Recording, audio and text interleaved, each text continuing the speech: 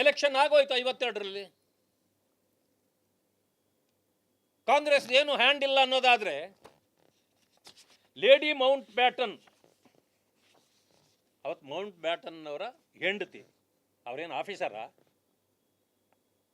ನಿಮಗೂ ಅವ್ರಿಗೇನು ಸಂಬಂಧ? ನೆಹರು ಅವರವರೇ. ಅವ್ರಿಗೆ ಇವರೊಂದು ಲೆಟರ್ ಬರೀತಾರೆ, ಮೈ ಡಿಯರ್ ಎಡ್ವಿನಾ. ನೆಹರು ಬರೆಯೋದು ಜನವರಿ 16ನೇ ತಾರೀಕೆ ಬರೀತಾರೆ ಅವರು. ಇದು 13, ಆ ಕಡೆ 18ಕ್ಕೆ ಬಾಬಾ ಸಾಹೇಬ್ ಅದ್ರ ಮಧ್ಯದಲ್ಲಿ 16ಕ್ಕೆ ಎಡ್ವಿನಾಗಿ ಬರೀತಾರೆ ನೆಹರು.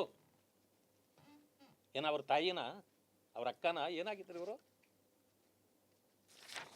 ಬರೆದು ಹೇಳ್ತಾರೆ, ದೇಶದ ಚುನಾವಣೆ 52ರಲ್ಲಿ ಬಹಳ ಚೆನ್ನಾಗಾಯ್ತು ಎಲ್ಲ.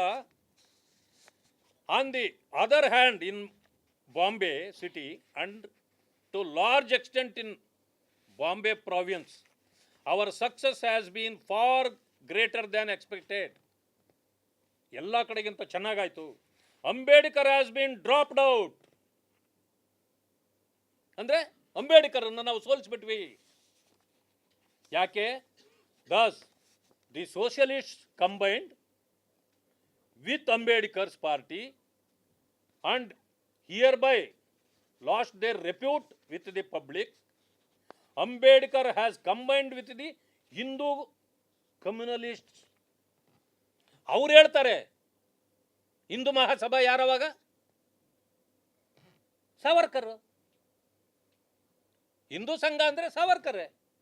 ಅವ್ರು ಹೇಳ್ತಾರೆ, ಇವರು ಸಾವರ್ಕರ್ ಅಂತ ಅವರು ಸಂಘಟನೆಯ ಜೊತೆಯಲ್ಲಿ ಇವರು ಸೇರ್ಕೊಂಡ್ರು, ಅದಕ್ಕೆ ನಾವು ಡಿಫೀಟ್ ಮಾಡಿದ್ದೀವಿ ಅಂತ ಹೇಳ್ತಾರೆ. ಇವ್ರು ಹೇಳ್ತಾರೆ ಸಾವರ್ಕರ್ ಅವರನ್ನು ಡಿಫೀಟ್ ಮಾಡಿದ್ರು ಅಂತ. ನಿಮ್ಮಂಥ ಮುಟ್ಟಾಳ ಗುರುಗಳಿಗೆ ಎಂಥವರು ಇರ್ತಾರೆ ಶಿಷ್ಯರುಗಳು, ಆ ವರ್ಡ್ ಹೇಳಲ್ಲ ನಾನು. ಇವ್ರ ಗುರುಗಳೆಲ್ಲ ಮುಟ್ಟಾಳ್ರು, ಇನ್ನು ಉಳಿದಿದ್ದವರು ಈ ಚೇಲಾಗಳು ಎಂಥವರು ಅನ್ನೋದನ್ನು ನೀವೇ ಯೋಚನೆ ಮಾಡ್ಕೊಳ್ಳಿ. ಹೀಗೆ ಒಂದು ಹೊರದೇಶದ ಹೆಣ್ಣಿನ ಮುಂದೆ ನನ್ನ ಬಾಬಾ ಸಾಹೇಬ್ ಅಂಬೇಡ್ಕರ್ ಅವರ ಸೋಲನ್ನ ಇವರು ವಿಜೃಂಭಿಸ್ತಾರೆ, ಸಂಭ್ರಮ ಪಡಿಸ್ತಾರೆ ಅಂತಂದ್ರೆ ಇವರ ಮೈಂಡ್ ಸೆಟ್ ಎಂಥದ್ದು ಅನ್ನೋದನ್ನ ತಾವು ದಯವಿಟ್ಟು ಅರ್ಥ ಮಾಡ್ಕೊಳ್ಬೇಕು. ಆಮೇಲೆ ಇನ್ನೆರಡು ವಿಷಯ ಹೇಳ್ಬಿಡ್ತೇನೆ, ಜಾಸ್ತಿ ಇಲ್ಲ. ನನಗೆ ಯಾಕೆ ವಿರೋಧ ಪಕ್ಷದ ಸ್ಥಾನಮಾನ ಸಿಕ್ಕಿದೆ ಅನ್ನೋದನ್ನು ಭಾಳ ಚೆನ್ನಾಗಿ ವಿವರಣೆ ಕೊಟ್ಟಿದ್ದಾರೆ. ಅವರು ಮೊದಲು ಒಂದು ನನಗೆ ಟೆಸ್ಟ್ ಕೊಟ್ಟಿದ್ರಂತೆ ನಮ್ಮ ಪಕ್ಷದಲ್ಲಿ, ಚಡ್ಡಿಗಳನ್ನು ಹೊರೋದು ಅಂತ. ಪಾಪ RSSನವ್ರು ಅವರು ಏನೋ ಪ್ಯಾಂಟ್ಗೆ ಬದಲಾಗಿರೋದೇ ಗೊತ್ತಿಲ್ಲ ಇನ್ನೂ ಅವ್ರಿಗೆ. ಆಮೇಲೆ ನಾನೇನು ಏನೋ RSSನ ಶಾಖೆಗಳಿಗೂ ಓದೋನು ಅಲ್ಲ, ಅದರ ಬಗ್ಗೆ ನನಗೇನು ಗೊತ್ತಿಲ್ಲ. ಮುಖ್ಯಮಂತ್ರಿಗಳು ವಿರೋಧ ಪಕ್ಷದ ನಾಯಕರು. ನಮ್ಮ ಏನೋ ಸಚಿವರು ನಾಗೇಶ್ ಅಲ್ಲ, ನಾಗೇಶು ಆವತ್ತು ಸಚಿವರಿದ್ದರು, ಎಜುಕೇಷನ್ ಮಿನಿಸ್ಟರ್ ಇದ್ರು ಅವರು. ಅವರ ಮುಂದೆ ಮನೆ ಮುಂದೆ ಹೋಗಿ ಯಾರೋ ಚಡ್ಡಿಗಳು ಸುಟ್ಟು ಹಾಕಿದ್ರು. ನನಗೇನು ಸಂಬಂಧ? ನಾನು ಸುಮ್ಮನಿದ್ದೆ. ಸರ್ಕಾರ ಉತ್ತರ ಕೊಡ್ತದೆ, ಸರ್ಕಾರ ಸರಿಯಾಗಿ ಹಾಕೋ ಉತ್ತರ ಕೊಡಲಿಲ್ಲ. ಅರೆ, ನನ್ನ ಪಕ್ಷದ ಇದ್ರ ಮೇಲೆ, ನನ್ನ ಸರ್ಕಾರದ ಮೇಲೆ ಈಗ ಮಾಡಿದ್ರೆ ನಾನು ಸುಮ್ಮನೆ ಇರ್ಬೇಕಾ? ನಾನು ಕಾಯ್ತಾ ಇದ್ದೆ. ಇದು ವಿರೋಧ ಪಕ್ಷದ ನಾಯಕರಾಗಿ ಅವ್ರು ಸುಮ್ಮನೆ ಕೂತ್ಕೊಳ್ಳಿಲ್ಲ. ಈಗಿನ ಮುಖ್ಯಮಂತ್ರಿಗಳು ಸಿದ್ದರಾಮಯ್ಯನವರು, ಹೌದು ನಾನು ಸುಡ್ತೀನಿ ಚಡ್ಡಿ ಅಂದರು. ಅರೆ, ಎಲ್ಲಪ್ಪ ಹೋಗಿ ತರ್ತೀಯ ನೀನು ಚಡ್ಡಿ? ಅಲ್ಲ, ಚಡ್ಡಿ ಸುಡೋ ಫ್ಯಾಕ್ಟ್ರಿ ಇಟ್ಕೊಂಡ್ರೆ ನೀವು, ನಿಮಗೆ ಚಡ್ಡಿ ತಂದು ಕೊಡೋಕೆ ಯಾರನ್ನ ಬೇಕಲ್ಲ? ಫ್ರೀಯಾಗಿ ನಾನೇ ತಂದು ಕೊಡ್ತೀನಿ ಅಂತ ಇಲ್ಲಿ ಆಫೀಸಲ್ಲಿ ಕೊಡ್ತಿದ್ದೆ. ನನಗೇನೋ ಮನಸ್ಸಲ್ಲಿ ಅನಿಸ್ದು, ಒಂದು 50 ಜನ ನಮ್ಮ ಎಲ್ಲರೂ ಕರ್ಕೊಂಡು ಹೋದ್ವಿ. ಎಲ್ಲರೂ ತಗೊಬಂದರು, ತೋರಿಸಿದ್ರು. ಪ್ರೆಸ್ನವರೆಲ್ಲ ಭಾಳ ಇದ್ದರು. ಏನು ಇದೊಂದು ದೊಡ್ಡ ವಿಷಯ ಆಗೋಗಿತ್ತು. ಒಂದು 40-50 ಕ್ಯಾಮ್ರಾಗಳು ಬಂದ್ಬಿಟ್ಟಿದೆ. ಅಲ್ಲಿ ನಾವು ಕುತ್ಕೊಂಡು ಏನು ಇದು ಮಾಡೋಕ್ಕಾಗಲ್ಲ, ಪರ್ಮಿಷನ್ ಇಲ್ಲ. ಅದಕ್ಕೇನು ಮಾಡಿದ್ರು ಅವರು, ಹಿಂಗೆ ಕೈಯಲ್ಲಿ ಹಿಡ್ಕೊಂಡಿದ್ರೆ ಎಲ್ಲರೂ ಸರ್ ಸ್ವಲ್ಪ ಮೇಲೆ ಎತ್ತಿ ಅಂದರು. ನಾನು ಹಿಂಗೆ ಎತ್ತಿದೆ. ಅರೆ ಸರ್, ನಿಮ್ಮ ಮುಖ ಕಾಣಲ್ಲ, ಇನ್ನೊಂದು ಸ್ವಲ್ಪ ಮೇಲೆ ಎತ್ತಿ ಅಂದರು. ಹಿಂಗೆ ಎತ್ತಿದ್ದೆಪ್ಪ. ಮೇಲೆ ಹಿಂಗೆ ಇಟ್ಟ ತಕ್ಷಣವೇ ಆ ಫೋಟೋ ತೆಗೆದ್ರೆ ಏನು ಬರ್ತಿದೆ, ತಲೆ ಮೇಲೆ ಬಂದಂಗೆ ಕಾಣ್ತದೆ. ಓ, RSSನವರು, BJPನವರು, ಚಲವಾದಿ ನಾರಾಯಣಸ್ವಾಮಿ ಇಲ್ಲಿ ಚಡ್ಡಿ ಒದಿಸ್ಬಿಟ್ರು. ಹೌದಪ್ಪ, ನಾನು ಅವತ್ತು ಒತ್ಕೊಂಬಂದಿದ್ದ ಚಡ್ಡಿನೇ ನಿಮ್ಮ ಗೌರವ ಕಾಪಾಡ್ತಾ ಇರೋದು. ಒಂದು ಸೀಟ್ ಗೆಲ್ಲೋ ಯೋಗ್ಯತೆ ಇಲ್ಲ ನಮಗೆ ಡೆಲ್ಲಿ ಕ್ಯಾಪಿಟಲಲ್ಲಿ. ಕಾಂಗ್ರೆಸ್ನವ್ರದ್ದು ಸಂಪೂರ್ಣ ಬಟ್ಟೆ ಬಿಡಿಸ್ಬಿಟ್ರು ಪಾಪ ಡೆಲ್ಲಿನವರು. ಒಂದು ಸಮಯ ನಾನು ಆ ಚಡ್ಡಿ ತಂದು ಕೊಡದೆ ಇದ್ದೀರಿ, ನಿಮ್ಮ ಗತಿ ಏನಾಗ್ತಿತ್ರಿ? ಆ ಚಡ್ಡಿ ಅಲ್ವಾ ನಿಮ್ಮ ಗೌರವ ಕಾತ್ಪಾಡಿದ್ದೀಗ? ಇನ್ನೊಂದು ಹೇಳಿದ್ದಾರೆ, ನಾರಾಯಣ ಸ್ವಾಮಿ ಅವರಿಗೆ ಒಂದು ಚುನಾವಣೆ ಗೆದ್ದು ಗೊತ್ತಿಲ್ಲ, ನಮ್ಮನ್ನು ಬೈಯಕ್ಕೆ ಅಂತಲೇ ಇದಾದ ಮೇಲೆ ಶಬಾಷ್ ಚೆನ್ನಾಗಿ ನೀನು ಚಡ್ಡಿ ಒತ್ತಿ ಅಂದ್ಬಿಟ್ಟು BJPನವ್ರು ಕರೆದು ಅವ್ರನ್ನ ವಿರೋಧ ಪಕ್ಷದ ನಾಯಕರನ್ನು ಮಾಡಿ ಈಗ ನಮ್ಮನ್ನೆಲ್ಲ ಬೈಯಕ್ಕೆ ನಿಲ್ಸವ್ರೆ ಅಂತ. ಬೈಯಕ್ಕೆ ನಿಲ್ಸಿಲ್ಲ, ಹಿಂಗೆ ಮಾತಾಡಿದರೆ ಆ ಚಡ್ಡಿನೂ ಇರಲ್ಲ ನಿಮ್ಮದು. ತಿಳ್ಕೊಳ್ಳಿ ಇದನ್ನು. ಯಾಕೆಂದರೆ ನೀವು ಮಾಡಿರೋ ಈ ದೇಶಕ್ಕೆ ದ್ರೋಹ ಎಳೆ ಎಳೆಯಾಗಿ ಬಿಚ್ಚಿಡ್ತಾ ಇದ್ದೀನಿ. ಇವತ್ತು ನೀವೇನೇನು ಮಾಡ್ತಾ ಇದ್ದೀರೋ ನಿಮ್ಮ ಕರ್ಮಕಾಂಡಗಳನ್ನು ನಾನು ಅಷ್ಟು ಮಾಡದಿದ್ರೆ 14 ಸೈಟ್ಗಳು ರಾತ್ರಿ ಜಗ್ಗಲ್ಲ ಬಗ್ಗಲ್ಲ ಅಂದರು ಕೊಡ್ಲಿಲ್ವೇನಪ್ಪ? ವಾಪಸ್ ಕೊಟ್ರಿಲ್ಲ. ನಿಮ್ಮದು 5 ಎಕರೆ ಲ್ಯಾಂಡು ಹೊಡೆದ್ಬಿಟ್ಟಿದ್ರಲ್ಲ, 100 ಕೋಟಿದು ಆಸ್ತಿ. ನಾನು ಮಾಡದೇ ಇದ್ದಿದ್ರೆ ನೀವು ಜಗ್ತಿದ್ದಿದ್ರೆ ಬಗ್ತಿದ್ದಿರಲ್ಲ, ಕೊಟ್ರಲ್ಲ ವಾಪಸ್ಸು. ಇನ್ನೂ ಬಹಳ ಇವೆ ಕೊಡೋವು.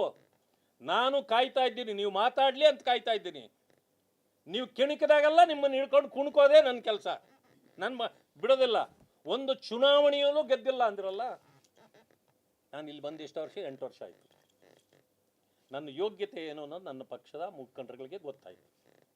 ನನಗೆ ಯಾವ ಸ್ಥಾನಮಾನ ಕೊಡಬೇಕೋ ಕೊಟ್ಟಿದ್ದಾರೆ. ಖರ್ಗೆ ಅವರೇ, ನೀವೇನು ಮಾಡಿದ್ರಿ? ನಿಮ್ಮ ಯೋಗ್ಯತೆಗೆ 4 ಹೆಸರು ಹೇಳ್ರಿ. ಈ ರಾಜ್ಯದಲ್ಲಿ 60 ವರ್ಷದಿಂದ ನೀವು ರಾಜಕಾರಣ ಮಾಡ್ತಾ ಇದ್ದೀರಿ, ಅಧಿಕಾರದಲ್ಲಿದ್ದೀರಿ. 4 ಹೆಸರು ಹೇಳ್ರಿ ಯಾರಿಗಾನ ನೀವು ಉದ್ಧಾರ ಮಾಡಿರೋದು.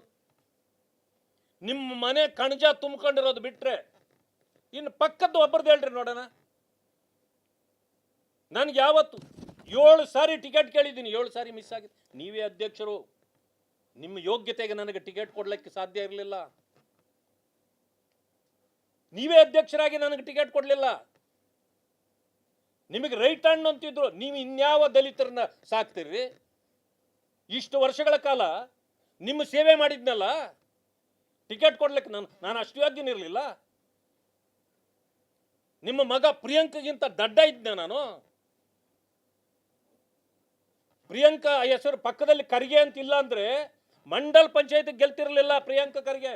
ಈಗಲೂ ಹೇಳ್ತೀನಿ, ಈಗ ಅವ್ರು ಏನು ಬಹಳ ಸೀನಿಯರ್ ಬಿಗ್ ಲೀಡರ್ ಏನಲ್ಲ. ನೀವು ಮೇಲೆ ಕುಳಿತಿರೋದ್ರಿಂದ ಅವ್ರಿಗೆ ಗೌರವ ಸಿಗ್ತಾ ಇದೆ ಕ್ಯಾಬಿನೆಟ್ ಅಲ್ಲೂ.